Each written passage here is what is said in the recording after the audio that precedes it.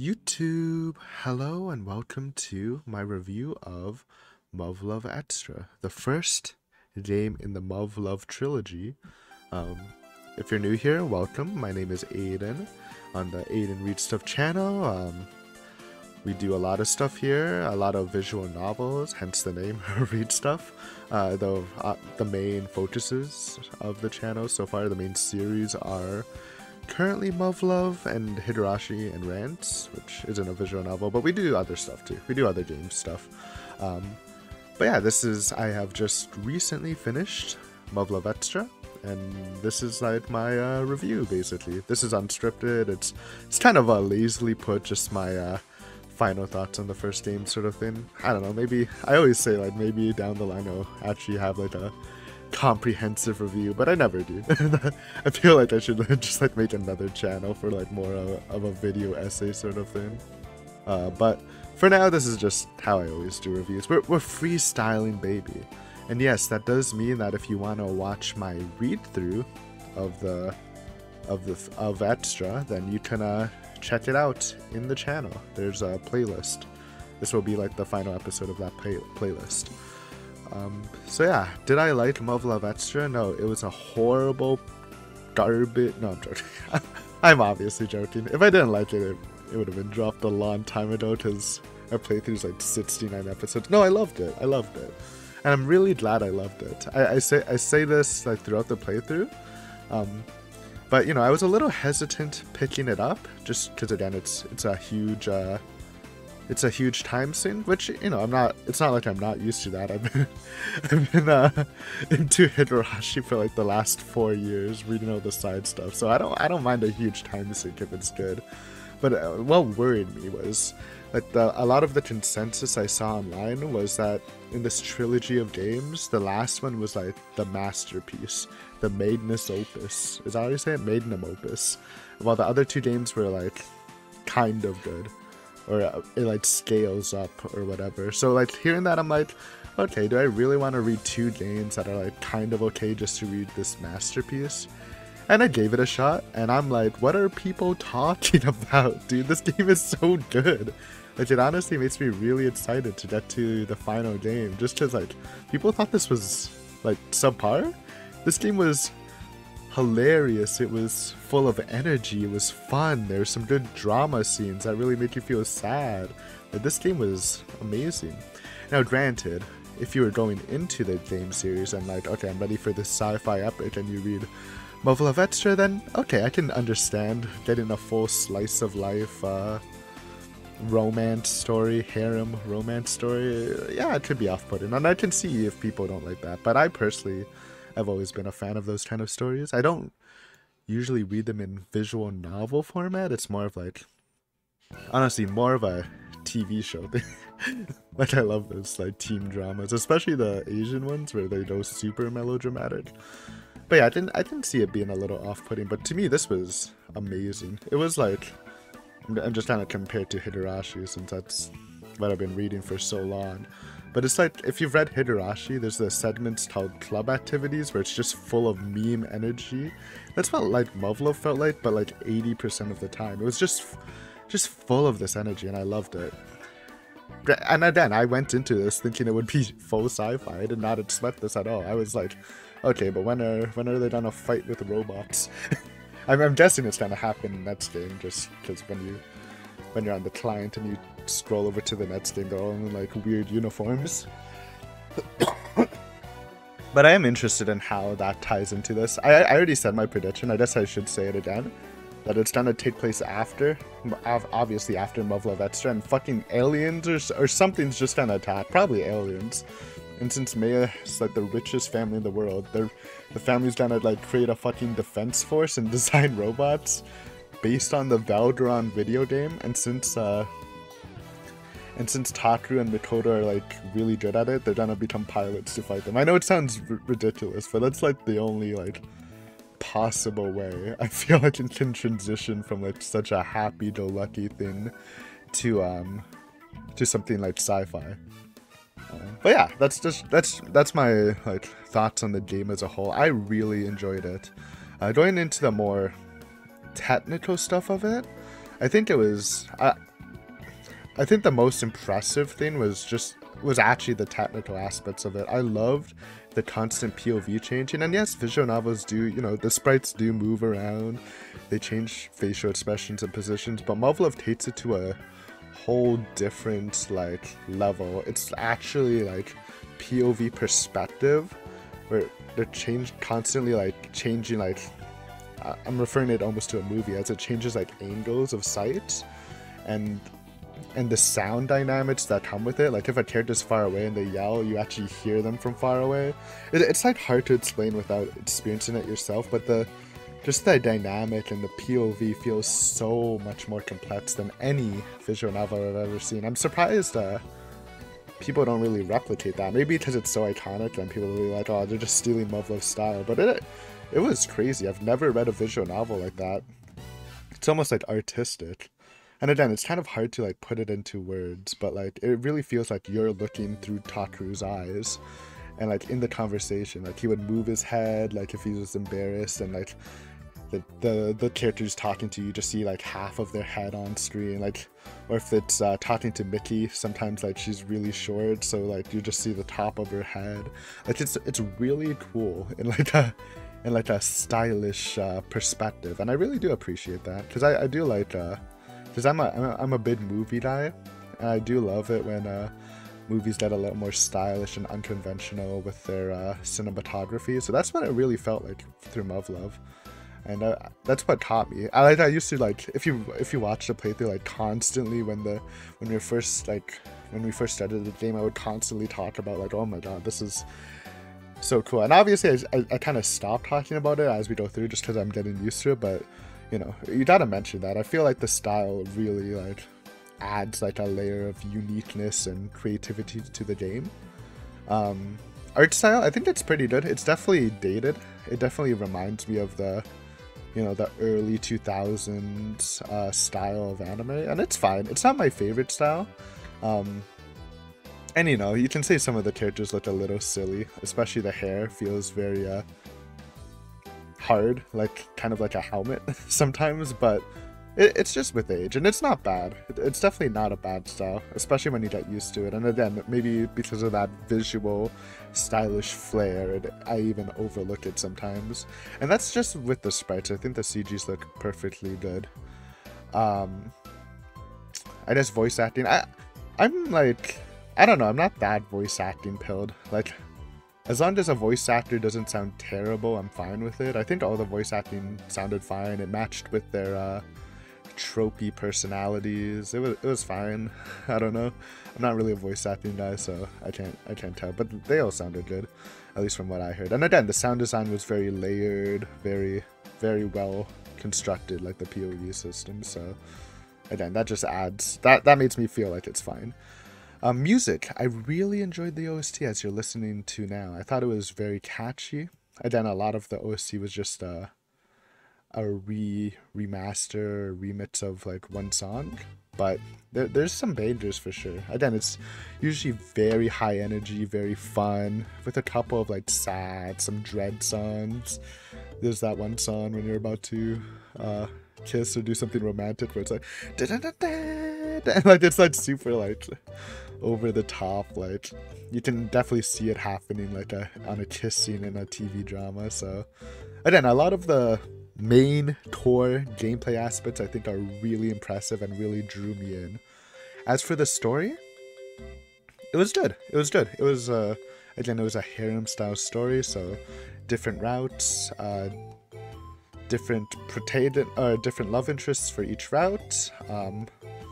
While the main events were kind of the same, it obviously deviated near the end. I feel like if we're talking about, you know, gameplay aspects and design, I feel like this is probably my biggest complaint with the series, and maybe it just comes with the harem genre, is too much repetition.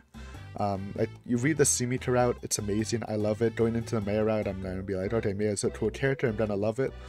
But about 70, maybe even 75% of that arc, maybe less, maybe like 65, I don't know, somewhere in that range, is stuff we've already seen. So it's just me constantly skipping until we get a new scene, and then, oh, that was a cool new scene, and then we just skip again until you get to like the last fourth of the story where you don't skip anymore, it's all original, but it's a very disorienting experience, and it really like drags down some of the character arcs for me, because like I guess it depends whether you read Sumita's or Meia's route first. You're gonna like that arc better than, like, if you read Sumita's arc first, you're gonna like that better than the Maya arc, and vice versa. If you read the Maya arc first, you're gonna like that better than the Sumita arc. Why? Because about 70% of that arc is the same thing, just the ending and some other scenes are different. And I think that's just a flaw in maybe the harem game, like the harem game design. Like, I don't know how you would really change it. I guess, how would you change it? You would have the arts be more different, but obviously that's a lot more work. Like something like the begin, like you definitely want like a higher skew, like 30% the same, 70% different, I think is a good balance for that. Obviously, again, it's a lot of work and there's a lot of arcs. I don't know if that's a realistic expectation, but yeah, it was just hampered by that. And then once you finish the two main heroines arcs, you go to Ayamine and Chizuru's, which, granted, I actually think as a pairing worked a bit better than Sumita's and Meia's, just because I feel like the differences were more evenly split. I would say it was more close to a 60-40 or even a 50-50 split in different content, which made me enjoy both of their arcs differently. Like, I actually think, like, I think Sumita's was still my favorite arc, but I think those two arcs, like for me, Meio was actually my least favorite arc, even though it had a really fun ending. It's just because that arc felt so much similar to Sumita's, but Chizuru's and Ayamene's actually had like a relatively big difference between them. And same with Tama. Tama's arc was the same as Chizuru and Ayamene's, so I think that's just a flaw in it. Now again, if they would have changed it a lot, it would have taken a lot more work. And maybe that's just not the point. Maybe that's how a lot of other harem visual novels of the time was structured. I don't really know. I don't have a huge depth of reading in visual novels, but for me that was the biggest problem. I don't know, just like if you look through my walkthrough, just going through some episodes where like for 60% of the time we're just auto skipping things going really fast. Sometimes I pause just to remember what happened quickly. So I don't know what the sound is. I just opened the Muv Luv original soundtrack. This might be from a different game because I don't recognize this at all. But yeah, I don't know. I just don't think it's great game design. Like, look at something like, I hate to bring up Fate, but Fate, where about like just the intro's the same and then it's completely different while being still like the same general events. Again, that's only 3 routes, and this has like 5 main routes and a couple of side routes, but still, that's my big complaint about this arc. I don't know how it will play out in the other arcs. I imagine it's going to be the same, at least for alternative, since they're combined into one client. I don't know, maybe, or not alternative. I meant I always forget what it, unlimited. I feel Unlimited might be the same. Maybe Alternative will be a bit different just because people love that arc so much. So maybe it will have that structure fixed a bit, but that's just my personal opinion. Maybe people are more fine with it, but I guess for someone like me who's recording my readings, it's a lot different. Because I guess if you're just reading by yourself, it's not that bad, but when I'm recording for like putting it in the public space, it's just awkward. I don't really know what to say when we're just skipping through stuff. So that's my biggest gripe with the game. But yeah, that's it. But story-wise, yeah, pretty good. I enjoyed it a lot. There's, again, lots of energy, a lot of comedic moments, a lot of character exploration. Definitely some drama in there. It's a nice mix of things. It's very well structured, each route. Ignoring that the exact same stuff happening in some of them. And of course there's the side routes, the Marimo route, the 2 normal endings. There's nothing really to talk about that. They're just memes, just funny stuff. Nothing really to critique. It is talking about the characters themselves. Again, I feel like, again, I don't have much experience with harem visual novels, but I imagine it's the characters are made very similar to other pieces in the genre, where each character is very tropey. Like their attitude is very tropey, just so there's a diversity in what people like. So I assume in most harem stories, everyone has their favorite. So having characters be extremely tropey into one side, like, attracts certain fans to like cheer for them. That sort of strat. Like how Ayame is super aloof, Sumika's super like goofy airheaded type, Meia's the noble yet doesn't have any real life experience type, Chizuru's the super serious all the time, sort of tsundere, and Mickey's the meme queen energy. And I guess Mikoto, even though I'm sure Mikoto would get more in the next games, obviously the tomboy type, kind of, I guess. It just fits with that. But that being said, even if they're super tropey, I'm not saying it takes away from the characters. I actually really enjoyed all of the characters. It's hard to really put my finger on who's my favorite. I love Mickey. I love the meme energy she brings. Even her route felt like super... Like, obviously there were some dramatic moments. Ooh, I do recognize this song. There's a lot of like dramatic moments, of course, but nothing like as serious, I feel like the other routes focus on, which I think is a good idea because it doesn't really match her personality of being super bubbly. Like, we do get to explore her a bit. But yeah, I like Mickey. She always makes me smile when she gets on screen.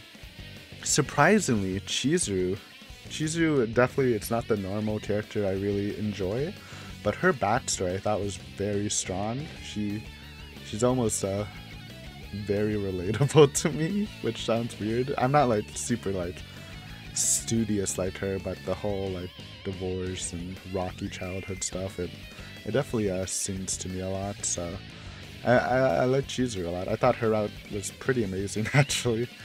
It might be my favorite route. No, it's not. Sumika's was 100% original content, so it's really hard to beat her route just because, again, it was the first time we're seeing a lot of this stuff, but Chizuru is surprisingly higher up.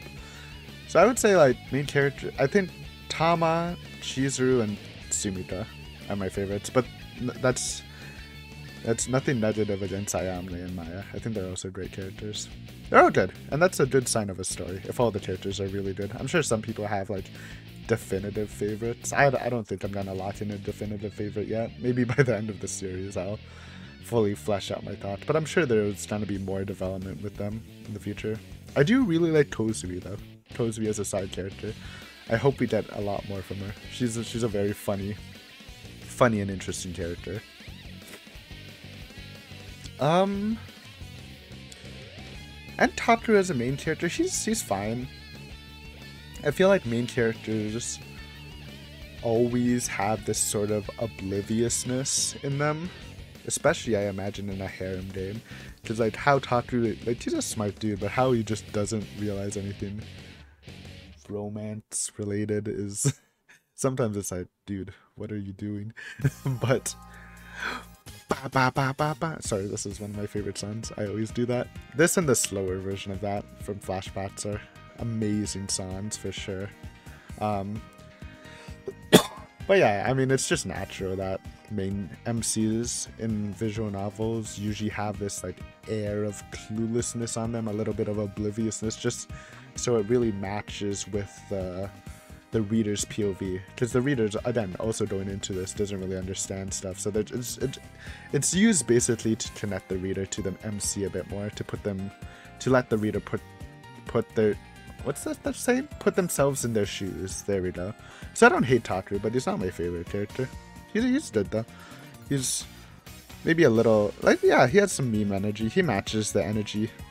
Sometimes when he goes on his, like, I call it Ned Rizzing. Sorry, I've adopted the Zoomer language where he basically like almost like tots down, like angrily scolds people, and it usually ends up with positive results or even like romantic results. He does that a lot in this game, and it seems kind of silly when he's just like really berating them, and then it kind of just works out. But it's fine. It's all good.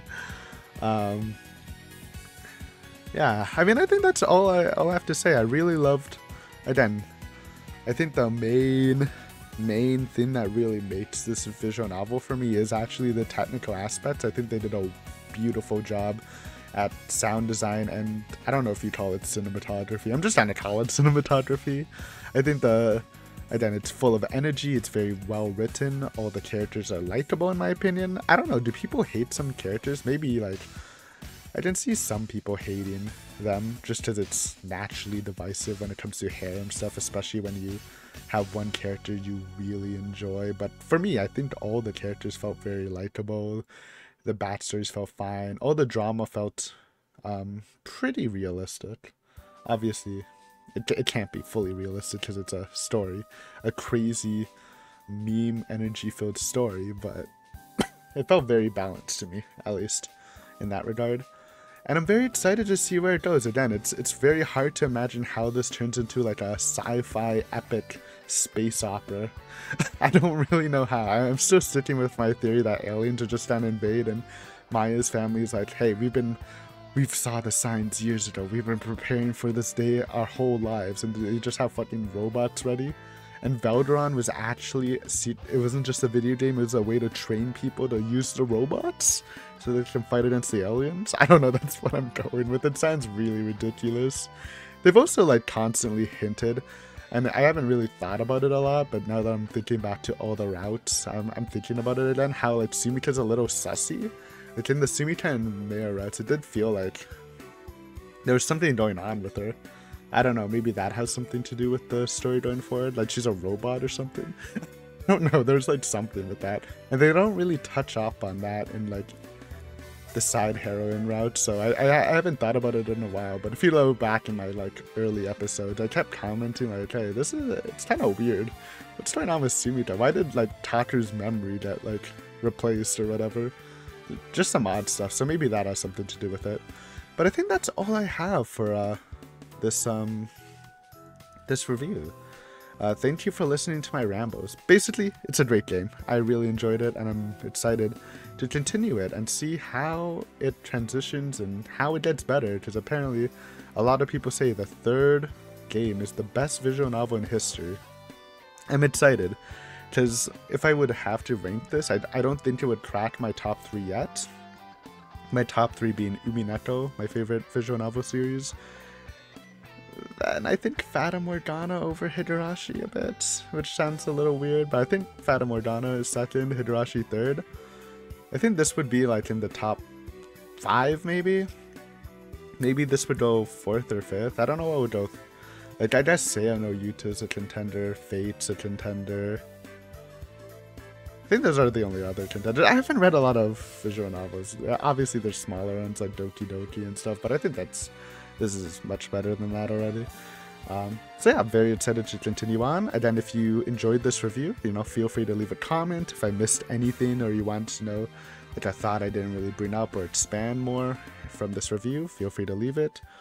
And yeah, check out the channel. Check out the Muv Luv read through if you want to see me read that, or follow me as I start Unlimited, because it's the perfect time to start. Or check out the other stuff. Again, Higurashi content's there. Gaming content, usually horror games or JRPGs, stuff like that. But yeah, thanks for listening, thanks for giving me your time, and hopefully I see you again in the future with some more Muv Luv content. Bye!